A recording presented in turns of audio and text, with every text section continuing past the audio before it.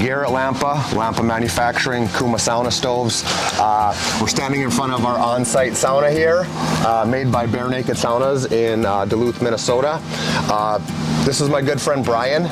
Brian went to school with me growing up, and his great-great-grandpa was the first captain of the underground mine, the Soudan Underground Mine here. And so I wasn't aware, but he was actually really the first person that shoveled iron ore out of the mine. Out of here. Yep. I mean, that's a pretty cool thing. Now, Brian's been in sauna his entire life. He's experienced a lot of saunas out of there.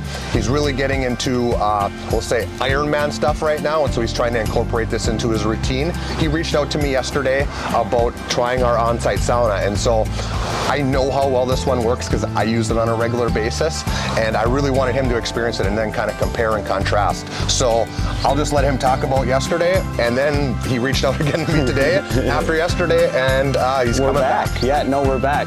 So yesterday I reached out to Garrett because the night before I was up here doing some training on the bike and swimming, and I took a sauna out on the lake, and it's always a great experience, but I wanted to come and try the best, and Garrett said, yeah, I'll set you up.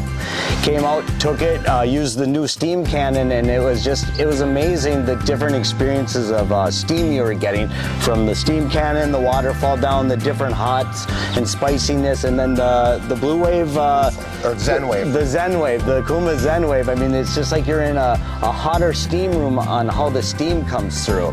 So, and then even after that, the recovery of my body, it was just an amazing feeling that I had. Went home, I was thinking about this all night, and I'm headed back to the cities, and I said, I gotta get in there again. So I'm back again today to use the new Blue Wave, and I'm excited for it to go again, and I need to figure out how to get one of these down in the cities. Well, I can help him with that last part, but yeah, thanks for your time. Yeah, thank you.